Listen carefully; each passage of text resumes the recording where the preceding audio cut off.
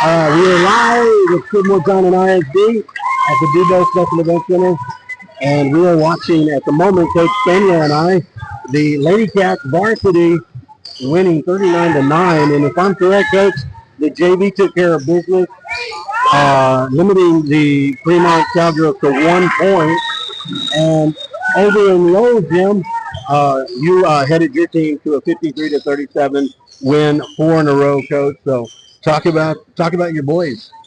Well, they're doing a good job. Coach Rick is doing a good job with them, getting them going. They seem to stay motivated. They're a really quick group, so they like to not really press so much, but they like to get the steals and go for layups. And at the same time, they're starting to learn the system and do what they need to do to get ready for the next level too. So I mean, I can't complain about it. They're 4-game winning streak, and it's always good when you win and everybody's having fun, and so it's all good. So speaking of Coach Vic, there were a couple of moments there where they can just turn on that defense, transition it to fast break points. And I know, I don't know if they're the big three, but what I saw was Santry and Carragher and Quintero.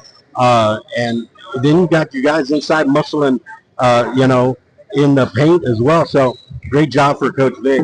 Now, Coach, he's on a 4-game win streak. You yourself got a little streak going, and you're hoping to continue it here with Bobcat Varsity. That's going to come on at about, maybe about 7:30, 7:45. So, Coach, talk a little bit about the varsity that you're heading right now.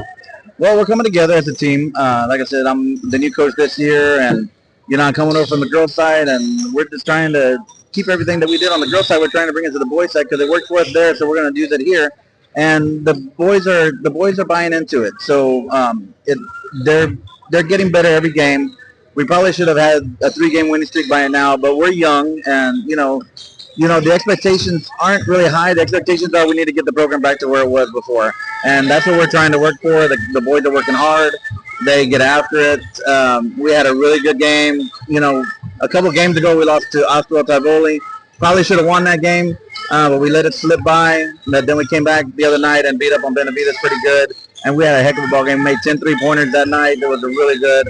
The effort was there, defense was there, so it was like I think the boys are finally starting to trust each other. They're starting to play as a team, and they're starting to respect the game a little bit more.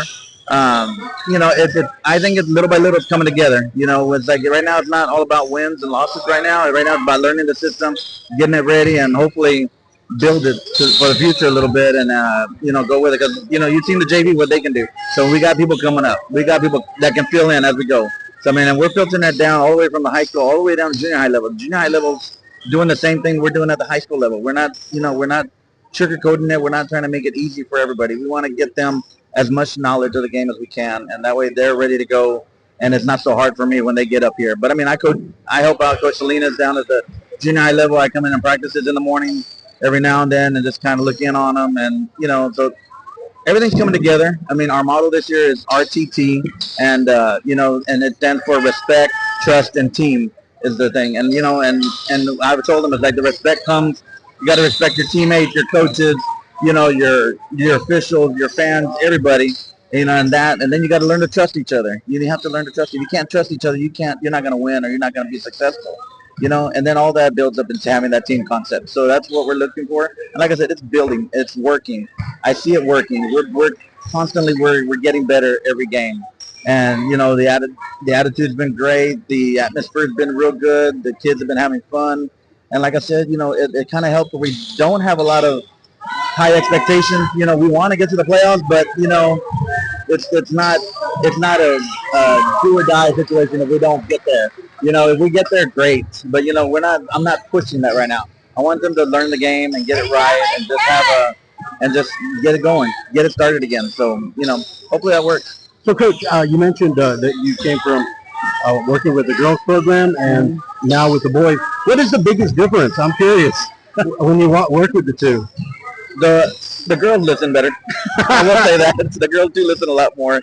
The boys try to rely on more of their athletic ability than they do their patience to run plays and stuff like that. So with the girls, it's more methodical, and they have a little bit more structure than the boys do. But it's still, we still have our plays, and we still have our defenses, and we do everything like that. But now they're starting to see it in practice that we run the plays, but we don't have to stay with that same play. We can get out of it and still be successful with, still starting with that play, but then going off doing something else with it.